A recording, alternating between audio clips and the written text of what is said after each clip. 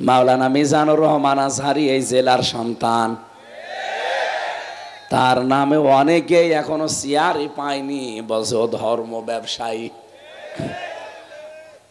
সে কে বলেছিল যে একদল খেয়েছে আর একদল রেডি হয়ে আছে? তা আপনার তো নাম বলেনি। রেডি হয়ে মাসে আগামীতে যারা ক্ষমতায় আসবে তাদের বুঝিয়েছেন। আগামীতে আপনি আসবেন, আপনার গ্যারান্টি দিল কে? আগামীতে তো জামাত ইসলামও আসতে পারে, খেলাফত মজলিসও আসতে পারে, চরমনায়ও আসতে পারে। আপনি গায়ে নেবেন কেন? প্রশ্ন আসতে পারে, ওদের লোক নেই, ওদের নাম বলেন কেন? আরে বেটা, পাকিস্তানের দিকে তাকান তো। ইমরান খান ও যখন পাশ করেছে বড় বড় দলকে টেক্কা দিয়ে, ওই সময় কিন্তু পাকিস্তানের অনেক উপজেলা লেভেলে তার অফিসও ছিল না। আপনি পড়েন ইতিহাস পাকিস্তানের। ইমরান খান পাশ করেছিল যে সময়, ওই সময় কিন্তু পাকিস্তানের ওখানে অনেক উপজেলা, অনেক থানাতেও তার অফিস ও দলীয় ছিল না। অথচ যাদের নাম বললাম এদের অফিস কিন্তু প্রত্যেক জেলায়, প্রত্যেক উপজেলায়, প্রত্যেক থানায়। কি কথা বলেন না কেন? আর যে সুর এখন শুনতেছেন, বাংলাদেশে খেলাফত, চরমনা, জামাত এরকম 12টা বড় বড় দল ইসলামের নাম নিয়ে যারা চালায়, ওরা সব অলরেডি সিদ্ধান্ত নিয়েই ফেলেছে যে আগামীতে আমরা সবাই মিলে একটা বাক্স দেব ইসলামের।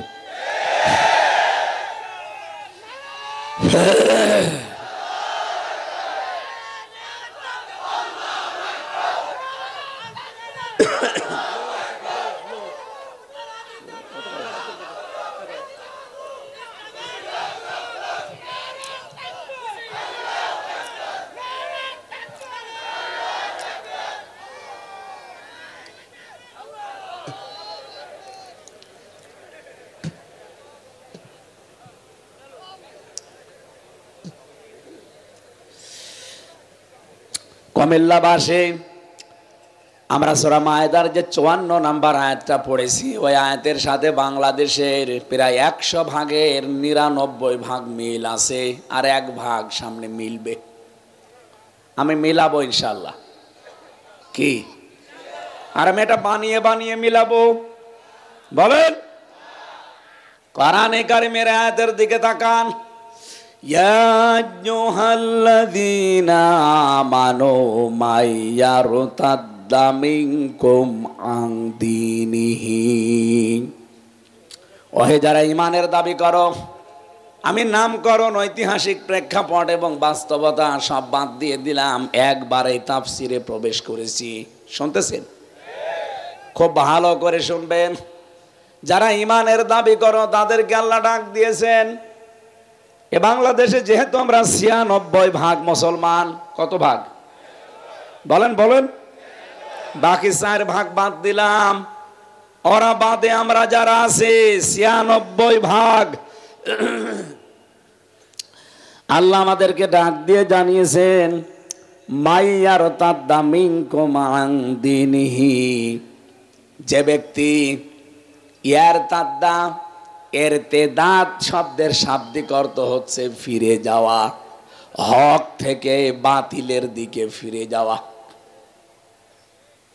আপনি নিজের সাথে কিন্তু মিলাবেন। আমি আবার বলছি, যে ব্যক্তি, যেহেতু এখানে কারো নাম আল্লাহ দেয়নি, যে ব্যক্তি মাইয়ারতাদ্দা মিনকুম, মিন মানে হতে, কুম মানে তোমাদের, তার মানে বাংলাদেশে যারা আমরা আছি সবাই এর ভেতরে আছি।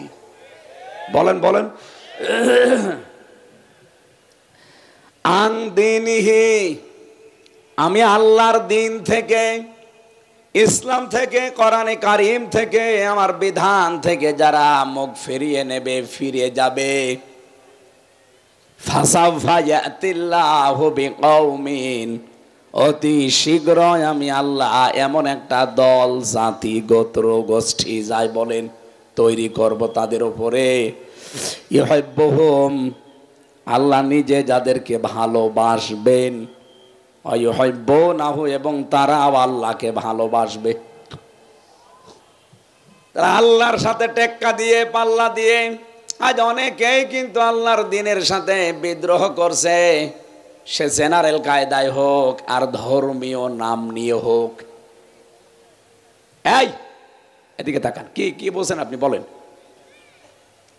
আজ দিনের নাম নিয়ে, ইসলামের নাম নিয়ে কত মানুষ ইসলাম থেকে আজ বের হয়ে চলে যাচ্ছে নতুন নতুন ইসলাম বানিয়ে। আর এটা বাংলাদেশের চট্টগ্রাম বিভাগে বেশি। ইসলামে যেটা নেই নতুন করে ওটা ইসলাম বানিয়ে আর একটা পথ তৈরি করে নিয়েছে।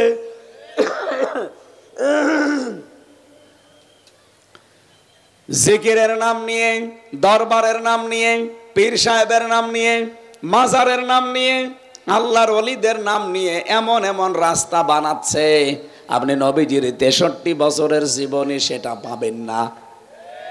কি নবীজির 63 বছর পুরাটা পড়ে আছে, একটু পড়ে দেখেন। আর রাহিকুল মাকতুম অথেন্টিক, এটা আমি প্রায় 13টা গ্রন্থ নবীজির জীবনের ওপরে পড়েছি। নবী রহমত, মানবতার বন্ধু মুহাম্মাদুর রাসূলুল্লাহ।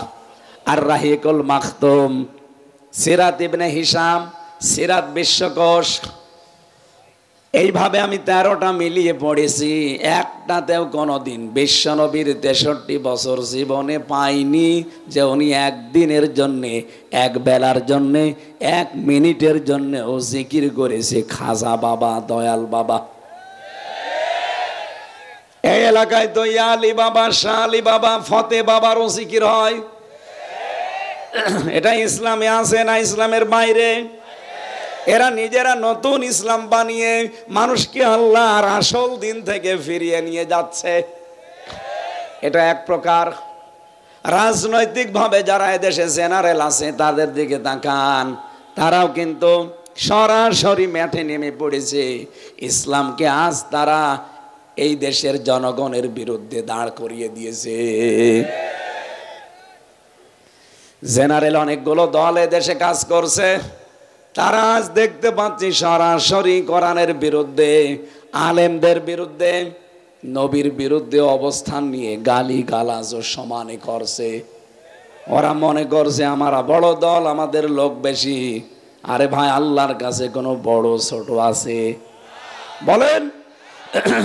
আল্লাহ বলেন, যারা আমার দিন থেকে, আমার বিধান থেকে, আমার ইসলাম থেকে মুখ ফিরিয়ে নেবে, ফিরে চলে যাবে অন্যদিকে, ফাসাউফায়াতিল্লাহ, ফা দিয়েছেন মাঝখানে, সাউফা দিয়েছেন না। কণ্ঠটা তো ঝামেলা হয়ে গেল দেখছি।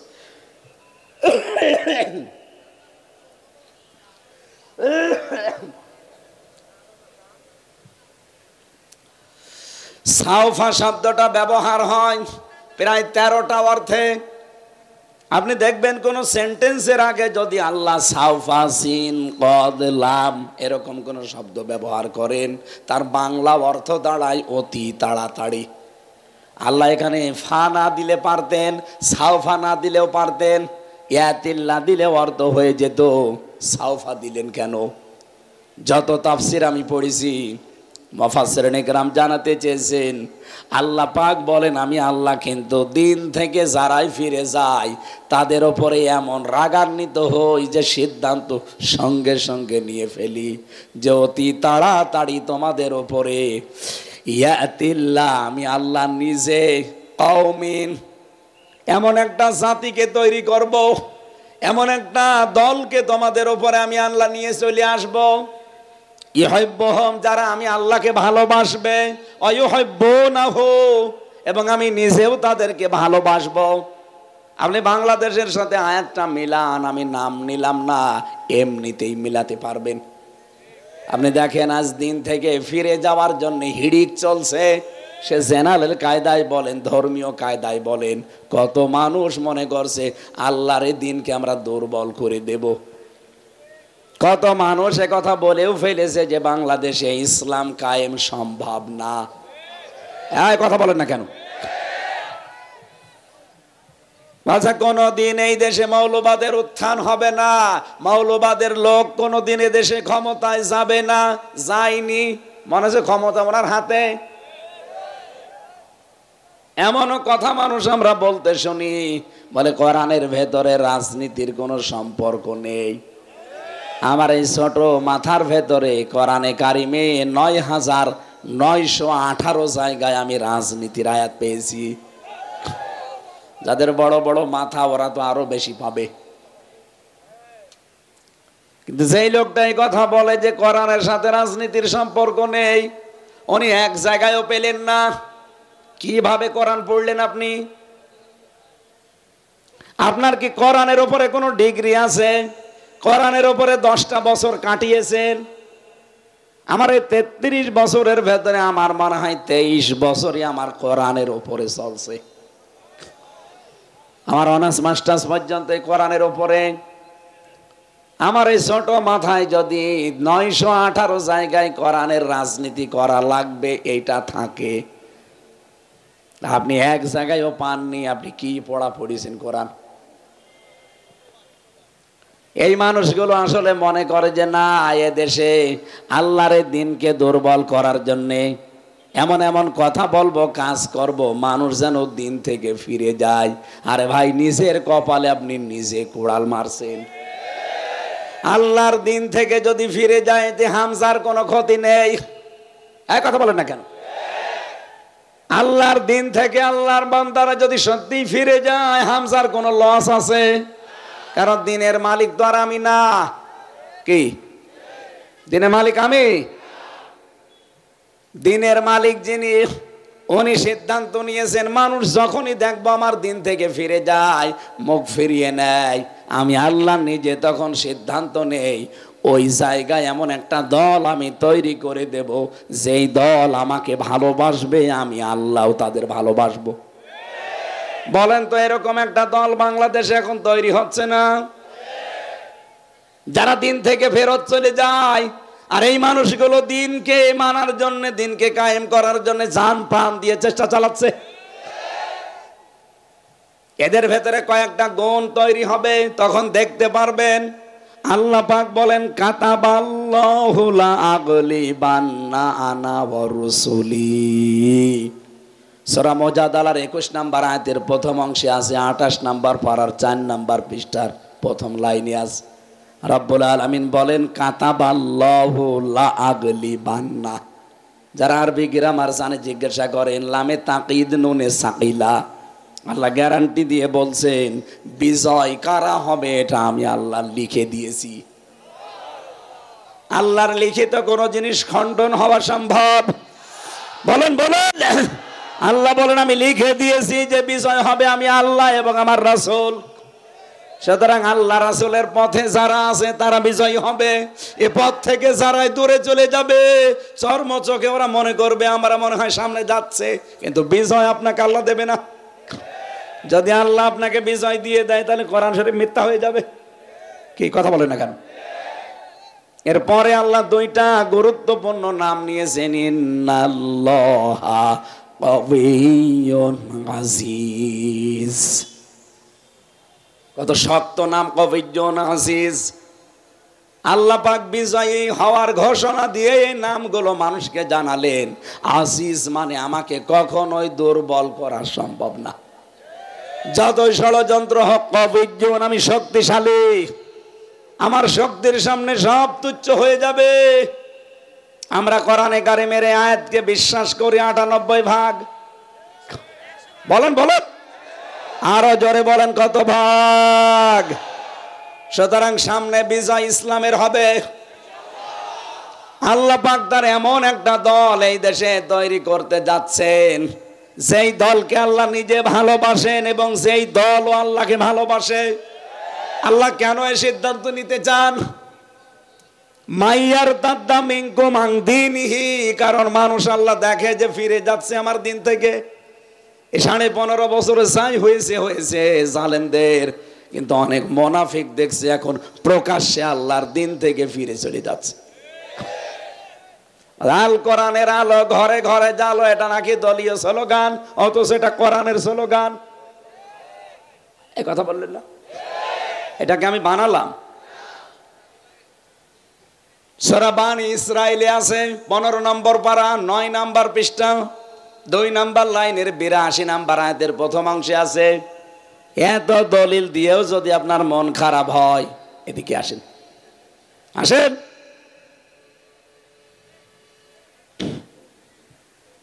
রব্বুল আলামিন বলেন, অনুনাজ্জিলু মিনাল কুরআনি মা হুয়া শিফাউ ওয়া রাহমাতুল লিল মুমিনিন।